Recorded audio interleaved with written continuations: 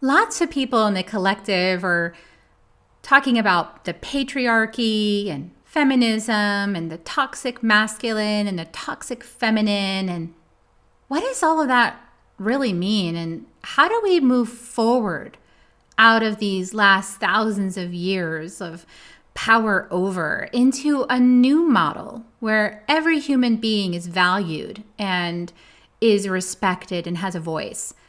Today's guest is Lesley Michaels, who was born to feminism and comes from a long line of feminists and savvy women. Join us to find out more. Soul Nectar Show, the Soul Nectar Show. You're invited, delighted to discover who you are. Anything is possible if you believe. So join us on this beautiful journey. Soul Nectar Show, Soul Nectar Show.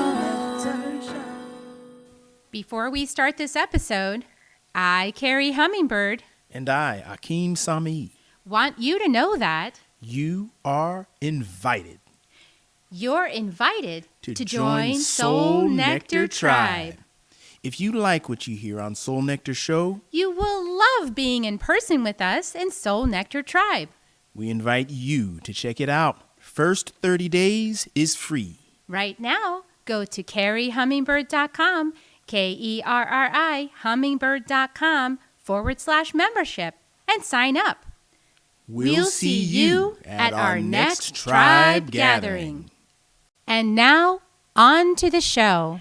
Hello, and welcome to another episode of Soul Nectar Show, that show where we talk about all things essence, where we gather around the campfire and we share our stories of connection to that which is bigger than us, to the great mystery, beyond the veil, to those synchronistic moments that lead us inexorably to a deeper understanding of ourselves and this planet and what we're doing here at this time on Earth. I'm your host, Carrie Hummingbird, and I love having these conversations week after week with amazing people who have slices of life to share with us and unique points of view that make us stretch our own perspectives, make us go deeper within our own selves, and maybe give us another piece of that puzzle of human consciousness so that we can wrap our arms around all of it and really understand more of ourselves, what this life experience is all about. And today we're going to be talking about feminism. And, I have always been a feminist, and I just maybe didn't declare myself so publicly or be marching in parades, but I've always been an advocate of women's choice and women's rights and the power to choose your own destiny, to chart your own course. And I do that work with people all the time in my groups. And I'm always such an advocate for women to realize their own strength and their own resiliency and to break free of the conditioning that told us otherwise. So I'm really delighted today to have a conversation with Lesley Michaels, who was born to feminism, and her foundational ethos was shaped by her audacious paternal grandmother, who was a first wave feminist and a savvy businesswoman. I had one of those myself, Lesley. My grandmother Rosemary was owned her own house in a generation where women didn't do that, and was the teacher of a dental hygienist school when women were not the main teacher. That's kind of who my grandmother was. Very much inspired me to be a strong woman. And Lesley, I see in your case, you came of age just as the second wave feminism was becoming a significant American social movement. And at age 16, you even struck out on your own for New York City and the heart of the cultural transformation that was really happening in the 60s and 70s. And of course, I was born in 1969. And so I was born into that, movement with a mother that was as passionate, I'm sure, as you are.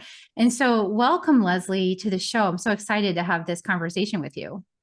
Thank you, Carrie. I'm very excited to be here.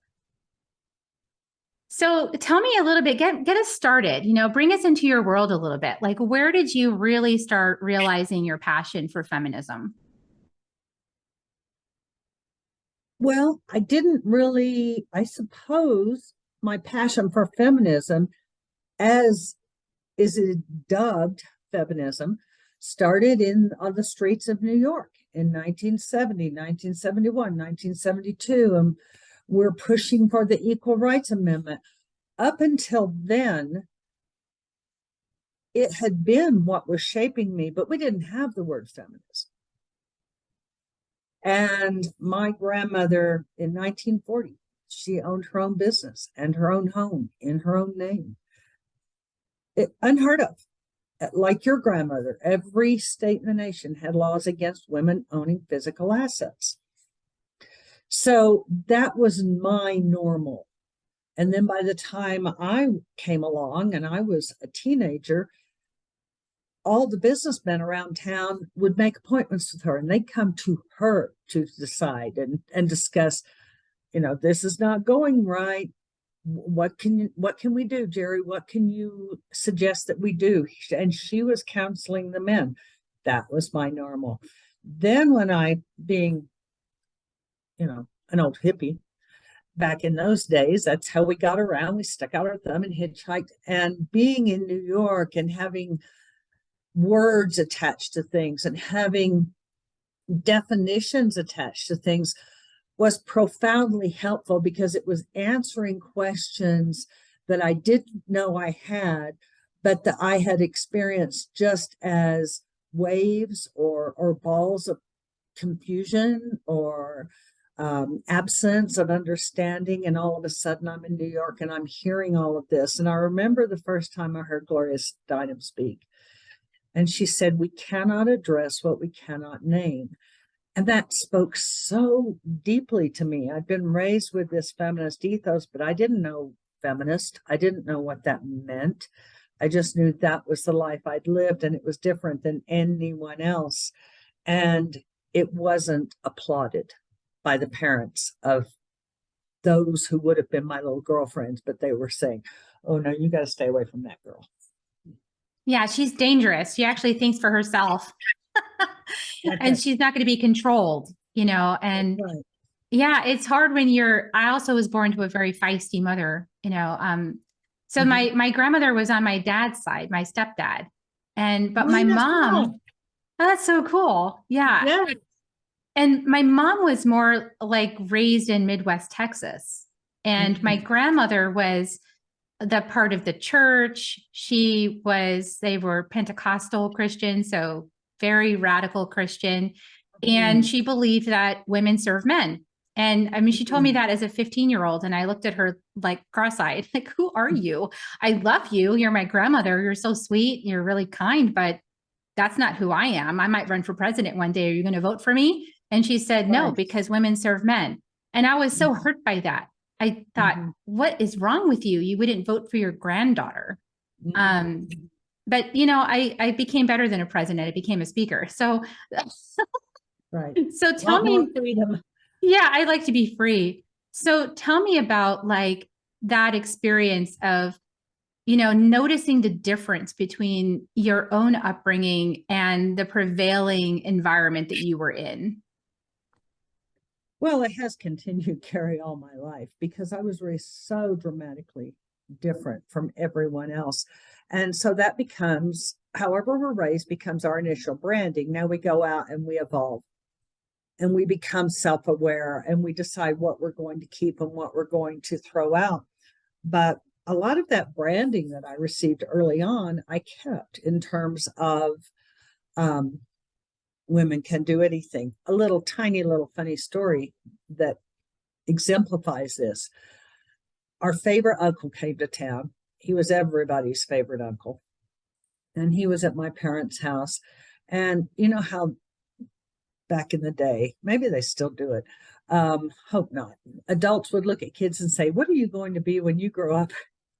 And he looked at me and asked me that. And before I could open my mouth, my dad said, "Anything she wants to be." And that was it.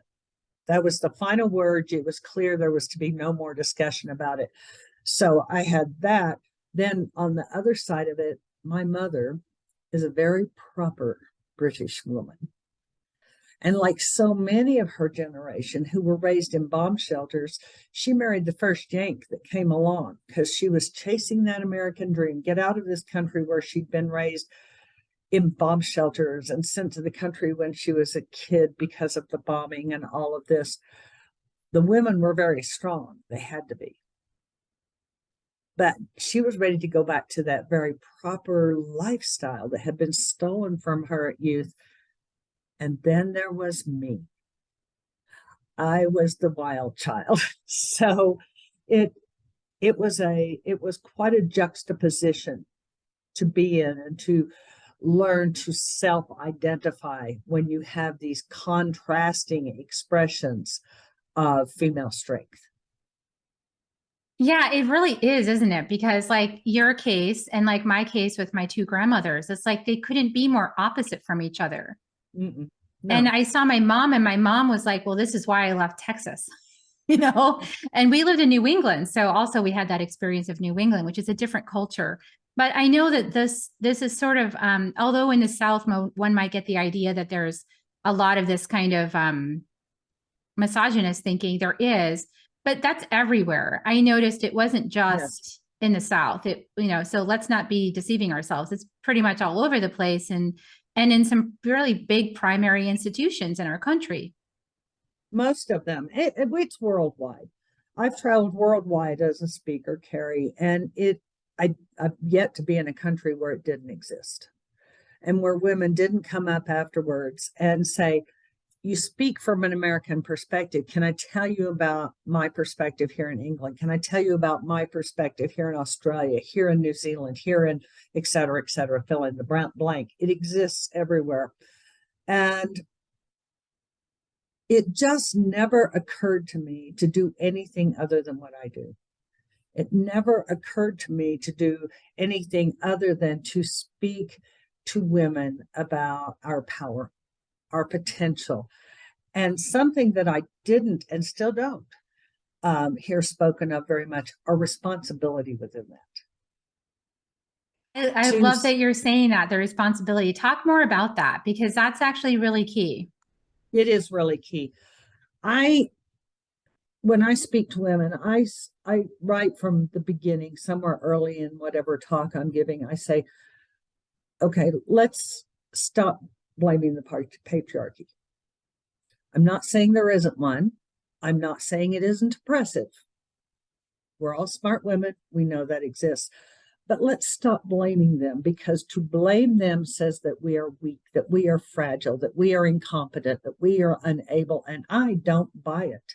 I absolutely don't buy it. Women are strong. Women are courageous. They are creative. They are audacious. And by that point, I pretty much have the attention of every woman in the room. The ones who have been playing small, using that as a means to play small, those who haven't been and are glad for someone to name it, and then that small group in the middle who just do not want to move out of the blame game. But there is a level of responsibility in acknowledging that we do have power and that we are brilliant and that we are creative. Just consider everything we do. We work. We take care of the children. We nurse the elders through their end of days. We take care of the family. We negotiate with the plumber, the electrician, the school board, etc., and do it all in a rather seamless and effective way. Yeah, incredible. And we shouldn't have to do all that. But if we look at the fact that we do it and we do it well, then we can start at a different level of self-perception of what we are capable of accomplishing.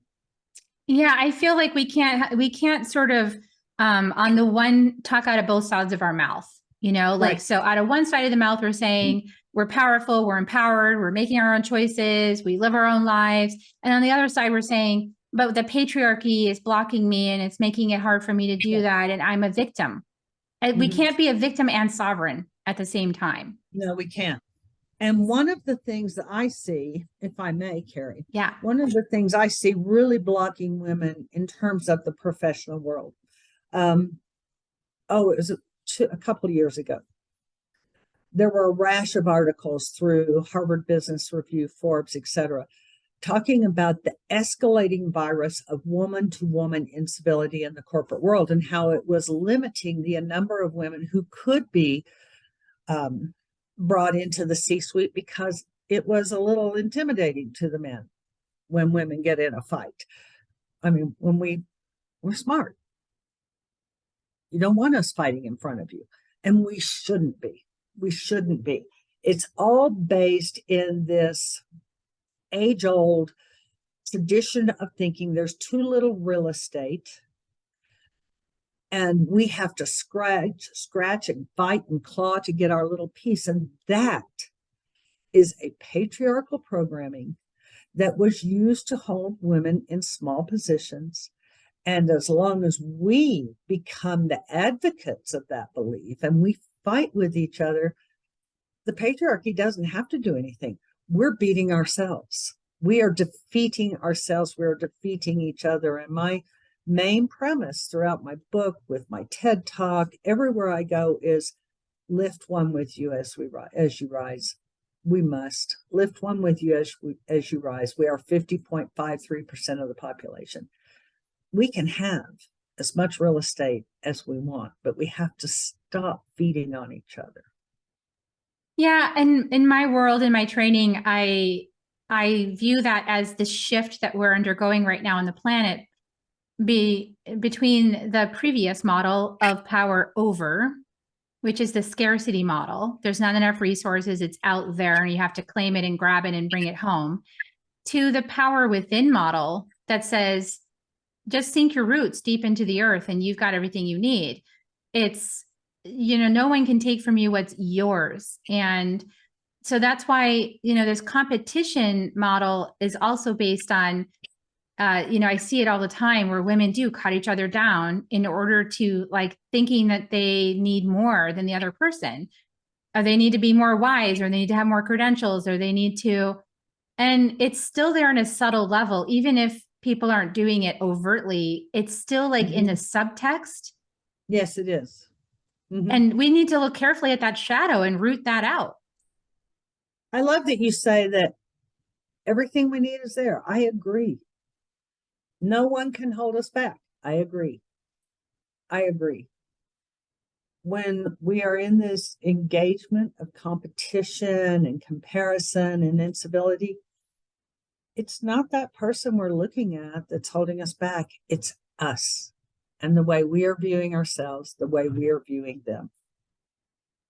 And, the world includes men. So, I'm the first to say that it is sometimes hard for me when I get passionate, let's say, to remember in that moment, oh, this behavior wasn't caused by all men. Okay. This is one individual. Last night, my husband and I just went to see She Said, which is that movie about Harvey Weinstein and all the women that he molested and abused and, bullied. Yes. And in watching that movie, it's I noticed myself, because the feminist, the really radical feminist within me wants to kick men in the, where, and then I have to breathe, because it's oh my gosh, I have 2 boys. I was gifted 2 boys and I love my boys and I care for them. And I don't want them to grow up in a world where they think their own mother is against them, because I'm not. I am for them. Mm-hmm. And I'm for every person. And so I think we have to really find that place within ourselves where we, at least for me, I've had to choose. I'm for every single human to know their own power and to use it responsibly. Because I've also heard, I've had this discussion. Of course, I know all of us for decades, if you've been alive on the planet and you had this conversation, you ran up against a man who said, but women took advantage of me, but women manipulated me, but a woman took all my money, but a woman did this, and she knows exactly what she's doing. And all those things are true too. So, women are just as capable of abusing power as men are. So we need to be, every single one of us, responsible, right, with how we use our power. Well, and one of the things that we need to be really cognizant of is patriarchy doesn't mean men. Patriarchy is a system of government that is developed and implemented through government to oppress the opposite sex, which has always been in our society for hundreds of years, the women. So it is a system. It is not the individuals, which is why we have beautiful men who are tremendous allies and feminists. And then we have women who are just absolutely infested with internalized misogyny, such as the woman who manipulated the man and took his money and took this and that and the other. She was so infested with misogyny, with patriarchal teaching, that she fell into the trap of believing that's the only way she could have what she wanted. Was to take it from someone else. That's right. In a cold-hearted way, you know. Yes. And so what we've started doing, I noticed in spiritual circles, is referring to these patterns as the toxic feminine and the toxic masculine. And as a way of sort of differentiating that, you know, people can have either pattern no matter what body they're in. They can be exhibiting the toxic feminine pattern, or they can be exhibiting the toxic masculine pattern. And we've kind of tried to, you know, it's so hard to talk around all this because now we even have people who are non-binary, right? And who might not even understand this conversation if they haven't been on the planet long enough, right? So how do we start to reveal this conversation to people who, because at this point it's, I mean, well, we're getting some more dramatic displays of it, obviously, some more overt displays of the patriarchal structures. But how do we open people to see the subtext? Toxic masculinity has been the buzz ever since Harvey. And I think that is great because, like Gloria Steinem said, we can't address something till we name it. However, particularly in this country, what I have observed is once we've named something, we cling to that name as if it is our only life preserver. Name it and then progress on. Name it and evolve on. Because while toxic masculinity has been legitimately and reasonably a big topic, toxic femininity hasn't. And so I have been speaking to people about forget the whole feminine, masculine, forget it, because we have non-binary, we have so many people. Let's find a more inclusive term. How about toxic human behavior patterns? And that includes everyone, absolutely everyone. Yeah, I love that. I love that. And so tell me, how do you define toxic human behavior patterns that is inclusive of all of this conversation we're having on the planet right now? Do you believe you have to compete and compare in order to achieve your greatest potential? Do you feel like you have to always look over your shoulder to protect yourself against someone else that might take your place? Otherwise, you won't achieve your potential. And it goes like that. If all of your safety and all of your potential for achieving your individual greatness is based on what is happening outside of you, you are in a toxic place from the inside out. So go back into the center of you and find what part of you doesn't believe you can, doesn't believe you deserve, is angry that you have to work for it. We all have to work for it. And address that first. You address that first, and the ripple effect that will reach out from you to touch everyone will carve a path not only for you, but for others to come along with you. And that's the lift one with you as you rise principle. You have to let go of this internalized battery. And then you can reach your potential and take others along. I love that. That's, that's very similar to what I was saying before about the power over to power within.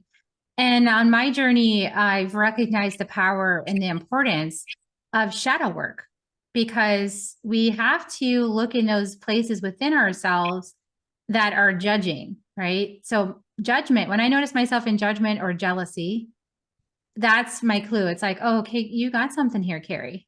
What is that? Let's take a look at it. why are you having that feeling? And not to deny it or bypass it or avert my eyes, but actually to, like, the subtlest nuance of it, to go right into the middle of it and expose it to myself and to look at it with compassion. Where is that coming from? And usually it's coming from some kind of insecurity, within myself, that I need to see and witness that, that's not really, it's not about the other person. It's about me. I think that women have to learn how to interact with each other. I think also we need to learn how to interact with each other without putting the men in the middle. I see this pattern so much where instead of directly working with each other and to solve issues that are coming up, women will tend to put men in the middle. And that's, I think, what you were getting at when you were talking about men don't want to be, in these C-suite meetings with these women attacking each other. That's right. They don't want to be put in the middle anymore. They're done with that. Yeah. They're just like, stop putting me in the middle. You say I'm causing all the problems, but look, I'm watching you two fight over this like cats. So how are we all going to take responsibility to be conscious humans at this time? I find it a fascinating sociological and psychological study, but those are my topics. To watch women who are powerful, educated, smart, and they will claim their power in many different circles, but they get into one particular situation where they feel threatened, where they feel a little insufficient from the inside. And that's when they will put a man between them and the other woman. What they have essentially done is they have turned to that man, be it their husband, be it their boss, whoever it is, and they have put them in a daddy position. They have shrunk themselves back down to that 5-year-old that needs daddy to come in and protect them. Be it your husband, be it your boss, be it your banker, they don't want to be your daddy and shouldn't have to be. It is not reasonable to expect those around us to see us as powerful and accomplished and capable in this set of circumstances, but running to daddy in this set of circumstances and continue to give us any individual credibility because we haven't given that credibility to ourselves first. I cannot help as I'm listening to you speak, but make the connection, because I'm such a dot connector, multidimensionally, to see the programming in the collective.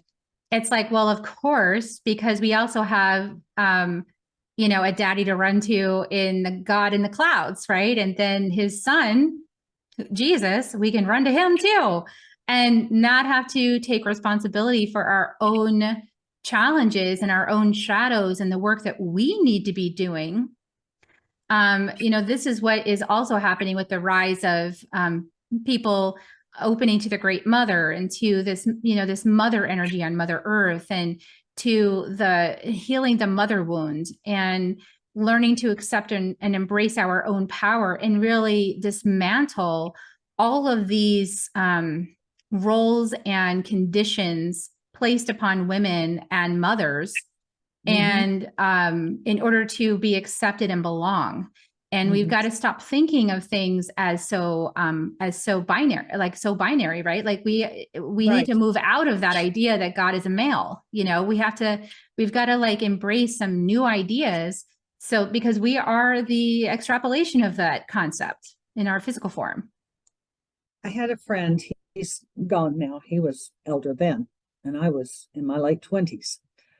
But he was a linguist, and he worked at Princeton. He'd been professor emeritus there for a long time. And I met him because he was the grandfather of a friend. And he had gone back and taken the Bible and he had retranslated it. He said the way it was translated from Aramaic and then to Latin and then to English is rather like translating a goat into a horse. They're not the same. They both have 4 legs, completely different functions in life.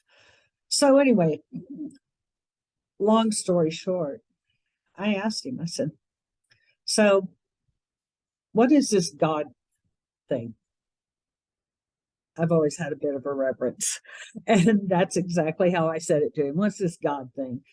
And he said, well, that's an interesting question. He said, because and he walked me through and he showed me on the papers, we take it from that language to this language to this language. And when we get to this language, they added these letters, which took it to this, and et cetera, et cetera, et cetera. But the bottom line is the original translation, if it was translated accurately, is shimmering golden presence. And I said at that point, I said, that's the first thing I've heard I can get behind. I believe we all have that. Shimmering golden presence without a gender. It's not male. It's not female. It is a shimmer. That's, according to this brilliant, aged linguist, that was the more accurate and true definition to what we have assigned the word God. Yeah, I can get behind that too, because I think that it's so damaging. I think that part of the reason why in Western culture we are having this struggle is that many women are given the idea that they're somehow less than God. They're less than divine. They're not. Right. They're shameful because of Eve and the garden and all this kind of story. The mythic story of our culture puts women at the bottom of the pile and as untrustworthy vixens, and unless you surrender all your power and be a good girl. And those of us who don't feel called to be a good girl, because being a good girl means allowing yourself to be molested or raped or any number of atrocities, we feel we need to stand up to that and not allow that to happen. We become labeled as, as somehow devilish, and so I think this entire system is misogyny, is, stemming from this cultural myth, that has gotten started that, as you said, was actually mistranslated. Yes, absolutely. And I could go down the rabbit hole with you on this one, from the 48 books of the Bible that are buried in the basement of Vatican libraries that no one has seen for, I don't know, over 1,000 years, because they would make us too empowered, and on and on and on. But the bottom line is, apply some critical thinking. Just apply some critical thinking. If this is going to be your book by which you live, let's start at the beginning. There was Adam, there was Eve. They had 2 boys. Eve became too powerful, so it was Adam and Lilith, and then she had to go away, and then Adam and Eve, and they had 2 boys. The boys got in a fight, and then each went off to different parts of the world to join different communities. Wait a minute, I thought it was only Adam and Eve. I thought they were only Adam and Eve. And then they had 2 boys. Where did these other communities come from?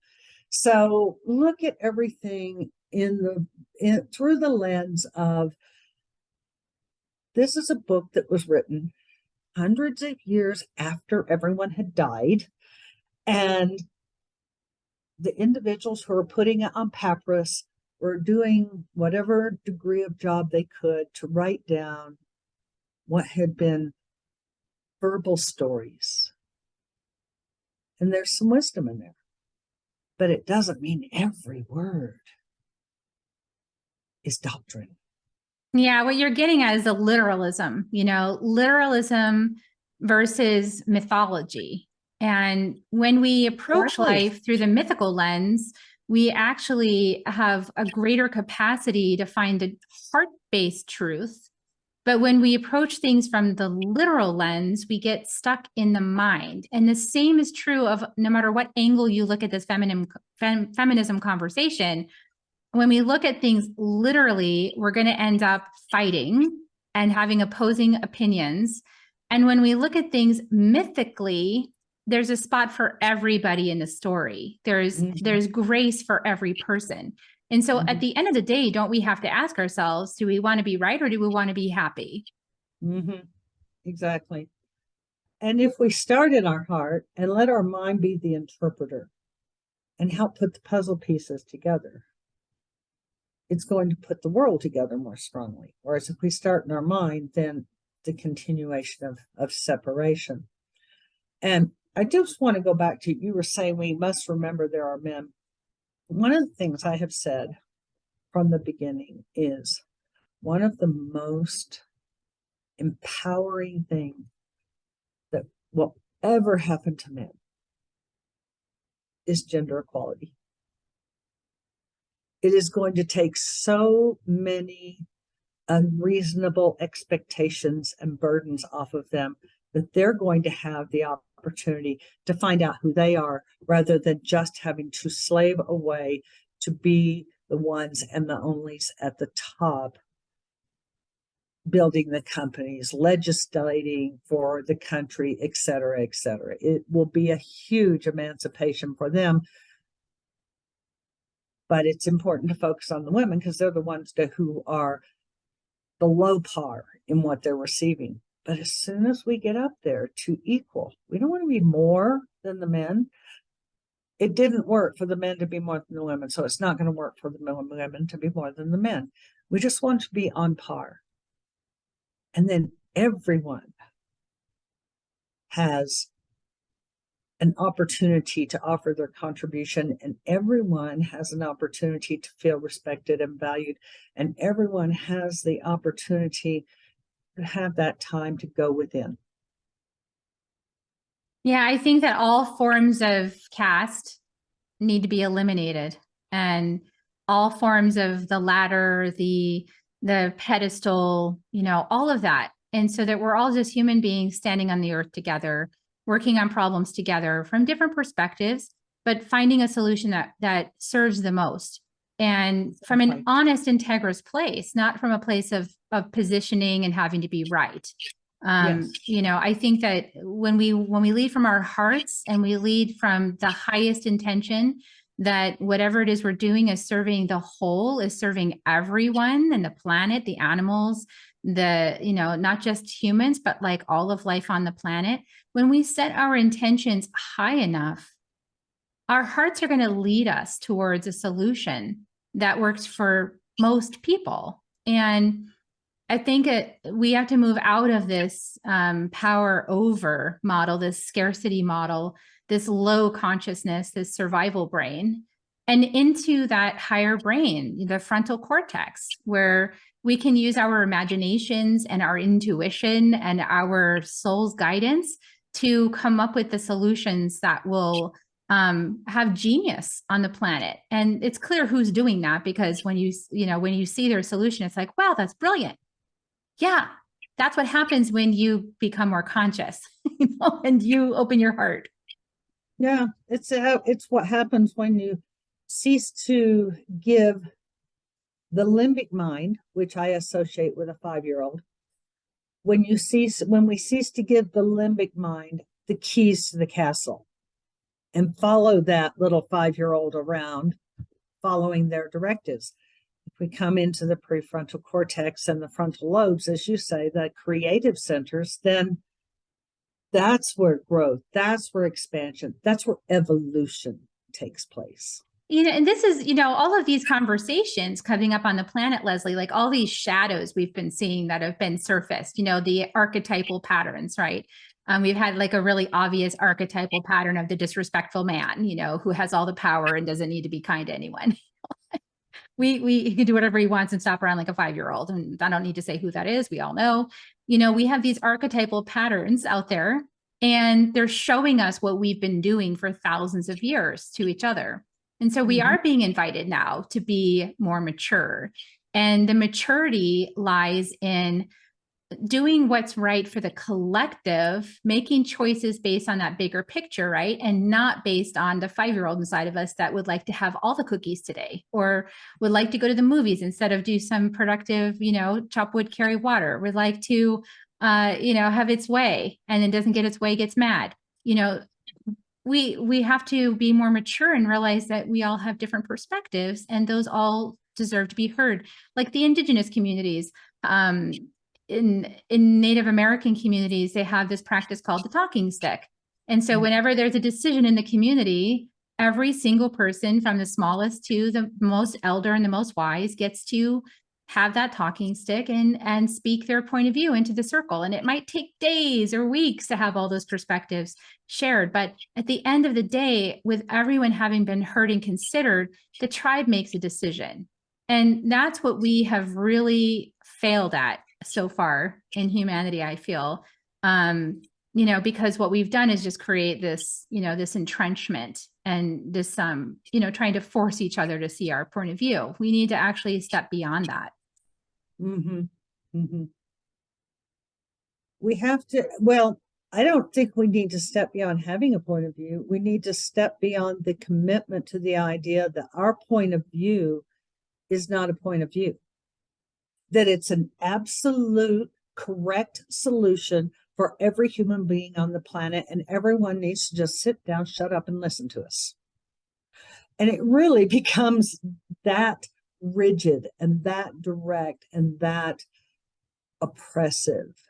And so as we go forward, it's just one step at a time, one step at a time. But because of the number of systems and structures that we have seen crash in the last 7 years, and there was a tremendous impact from COVID and structures and systems collapsing, there is so much that is asking to be built now. And as I travel around, I was one of the first to be glad to be back on a plane. I hear so many people they're waiting for it to get back to normal. And so that's become my conversation with people, because my conversations are always organic. I know what the goal is. I know why I'm here, what the objective is, but which conversation is going to forward us today? And so that's kind of become the conversation. And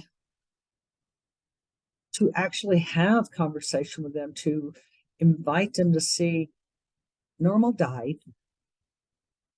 It's been buried. It's already turned to ash. So, what an adventure. What an adventure. What are we going to create now? Not in place of what died, but in an organic structure that can be more supportive to a full life of all of us. Yes, and reaching beyond our personal needs and wants into a larger understanding of the context of the planet and our place in it, and the responsibility we have to make brilliant decisions right now for the survival of our species. So beautiful to see you doing this work. I know that you are a speaker, that you have programs, I love the name of this program, Be a Giraffe in a Field of Zebras. That's fantastic.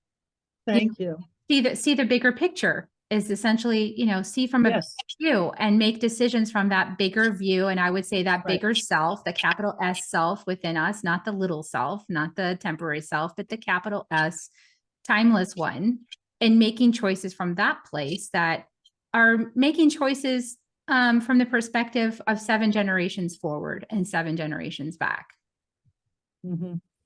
Well, a giraffe sees beyond the end of its nose, which is a very simplistic, but I like simplistic, let's say, analogies, because people can relate to it. Can see beyond the end of its nose. The zebra's looking at the ground. Yeah, and we have to see beyond. Wanting to resurrect everything, go back to normal, or how do we create new organic systems that support all of us? And organic meaning that they can evolve and they can change and they can grow and they're not static and fixed and literal. Yeah, the growth model. We're moving out of the fixed model into the growth model. Beautiful. Yeah. So tell us a little bit more about you before we end the broadcast here. How do people get started with you? How do they find out more about you? How do they get started deepening into your teachings? Easiest way is to go to my website, because I have my programs, I have my book, I have my podcast. It's all there. LesleyMichaels.com. Now, I mentioned earlier when our conversation that my mother's British. So it's not American, spelled the American way. It's Lesley Michaels.com. If you go to LesleyMichaels.com with an Ley, you'll find all of it there. And if you want to connect with me directly, it's Lesley at LesleyMichaels.com. I kept it simple, Carrie. I like simple. I don't have time for all this complicated business. Well, thank you so much. I love that. I will put all the links in the show notes so you guys can go down there and check it out.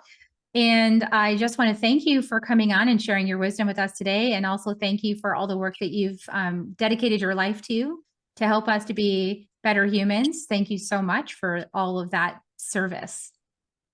You're welcome, Carrie. And thank you. Thank you for being out here having these conversations. Every different perspective that can be represented makes us more of who we are. So thank you. Yeah, absolutely. Okay, everyone. So please like, subscribe, share this episode out with anyone you think would be interested. And we appreciate you for doing that. It helps us get the word out and expand our sphere of influence with these kinds of conversations.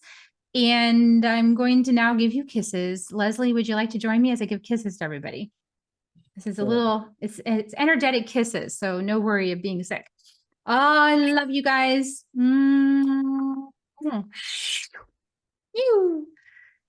And we'll see you all next week on Soul Nectar Show.